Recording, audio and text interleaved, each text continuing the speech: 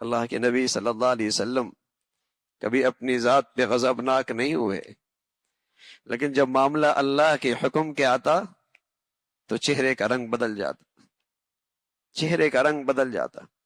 اور ایک مرتبہ اس شخص کے بارے میں سخت بات ارشاد فرمائی، جو نماز پڑھتا ہے، نماز پڑھتا ہے، جو نماز پڑھتا ہے، جو نماز پڑھتا ہے، نماز پڑھتا ہے، لیکن خانہ خدا میں نماز کے لیے حاضر نہیں ہوتا۔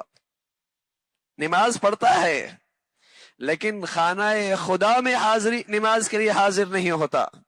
تو اللہ کے نبی صلی اللہ علیہ وسلم فرمانے کہ میرا جی چاہتا ہے نوجوانوں سے کہوں لکڑیاں اکٹھی کریں، یہاں جماعت کھڑی ہو، اور پھر میں ان کا گھر جلا ڈالوں جو اپنے گھروں میں نماز پڑھتے ہیں۔ خانہ خدا کی یہ عظمت، اسلامی معاشرے، مسلمان سوسائٹی میں نماز، مسجد میں یعنی کہ یہ اہمیت، نماز پڑھتا ہے۔ اور آج کیا حال ہے؟ یہ اس طبقے کے بارے میں اللہ کے نبی نے کہا ہے۔ قرآن نے ان لوگوں کے بارے میں فرمایا فویل للمصلین، بربادی ہے نمازیوں کے لیے، بربادی ہے نمازیوں کے لیے، بربادی ہے نمازیوں کے لیے، اس لیے کہ بے نمازی ما سلککم فی سقر قالوا لم نکن من المصلین، کیوں پڑے ہو جہنم میں؟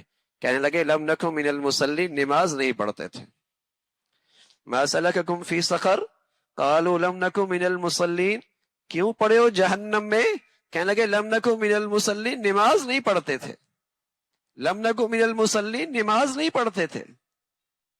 جہنم میں کیوں گئے ہو؟ جہنم کے ایندھن کیوں بن رہے ہو؟ جہنمی جہنم سے کہیں گے۔ قرآن نے ان کا تذکرہ کیا، ما سلککم فی سقر، کیوں پڑے ہو جہنم میں؟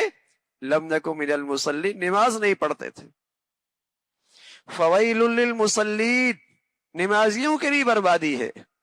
الذین هم عن صلاتهم ساہون، جو اپنی نمازیوں سے بے خبر، غفلت کرتے ہیں، سستی کرتے ہیں، مسجد اور جماعت کا اہتمام نہیں۔